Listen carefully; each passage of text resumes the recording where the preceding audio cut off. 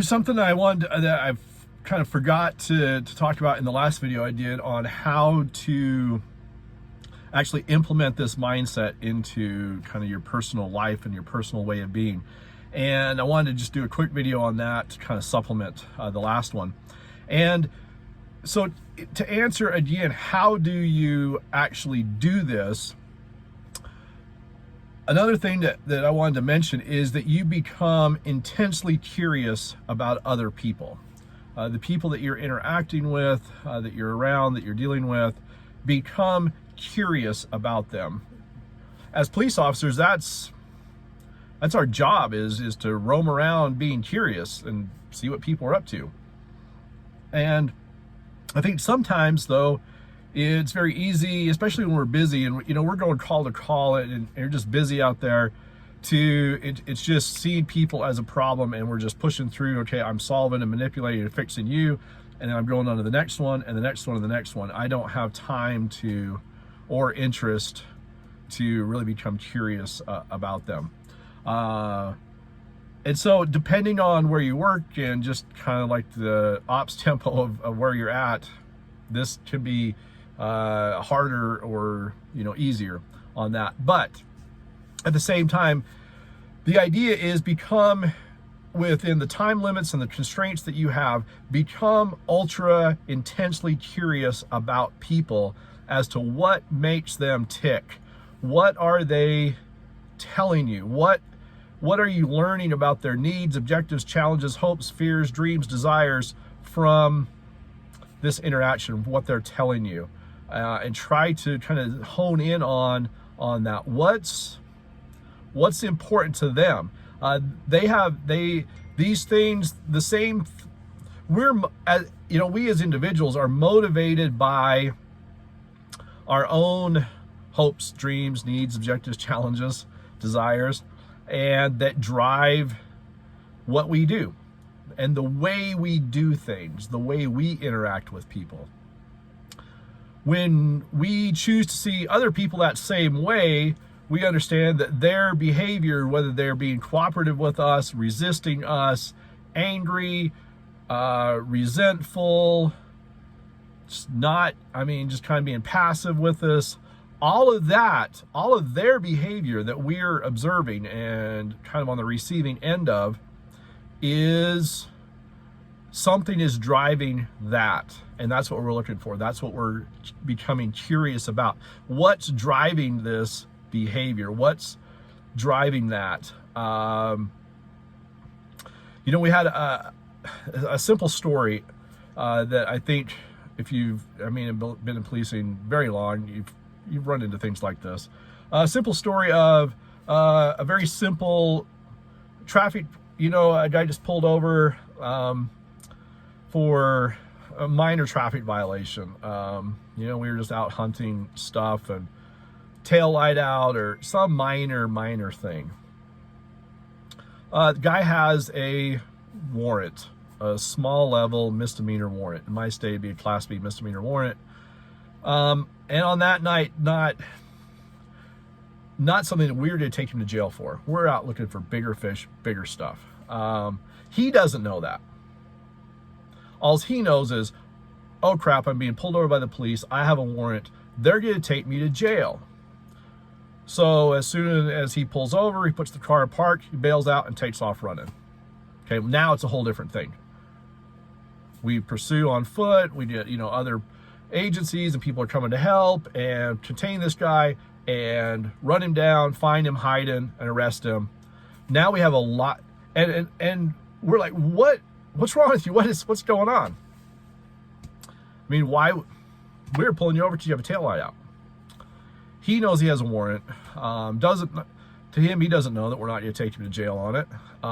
He's on his way to his little girl's birthday party, which to him was the most important thing for him to get to that night. In his mind, he thinks, oh crap, I'm being pulled over by the cops.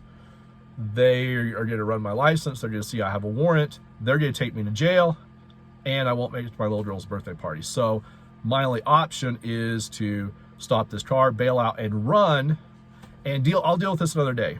Sure, are they going to come after me? Are they going to be looking for me?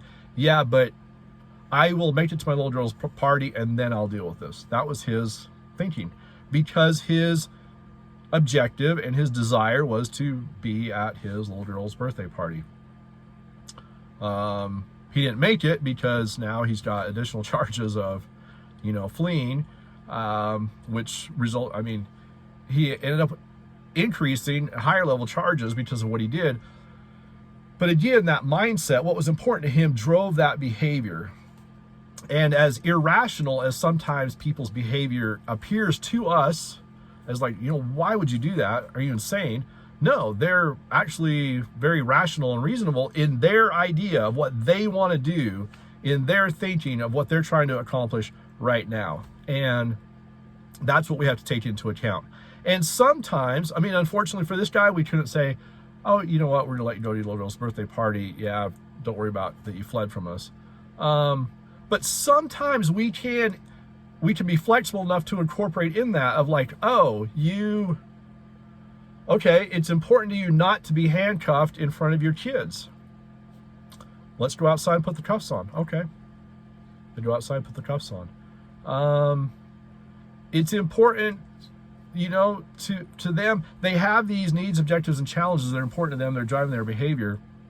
And the more curious that we become about them, the more we can pick up on what's driving them and maybe find a reasonable outcome that kind of somewhat suits everybody.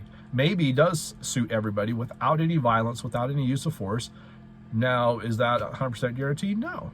There's people out there that we're still going to use force on. There's people out there that are still going to be extremely violent, and that we need to respond to appropriately to the danger that they present to us and others. But 99% of the time, that's not the case. And the more curious we can become about somebody, the more we begin to learn what's making them tick, what's driving their behaviors. And if we can address those issues, we may be able to resolve problems before they become problems, resolve an issue before it becomes violent. Like if that guy in the car would have stayed in the car and had an interaction with us, we would have said, hey, you got a warrant, you need to go take care of it. And he would have been at his little girl's birthday party. But again, we don't always know what's in the mind of other people. But it's on us as the police officers in these encounters to really try to, within the time constraints and what we're dealing with and maintaining officer safety and all those other things, which we can do while becoming intensely curious about the people that we're dealing with and what's driving their behavior, and focus in on resolutions on those underlying mindset and what's driving that, what's important to them, and maybe come to a resolution that prevents use of force or violence or that kind of thing. That's the ideal. And that's what we should be, mission oriented towards accomplishing that. Not going to happen all the time. People, aren't always going to respond to that, and sometimes we won't have the time. We go in and it's fight, it's game on, and we're responding to that. But if we can take the time to become curious, and that's something.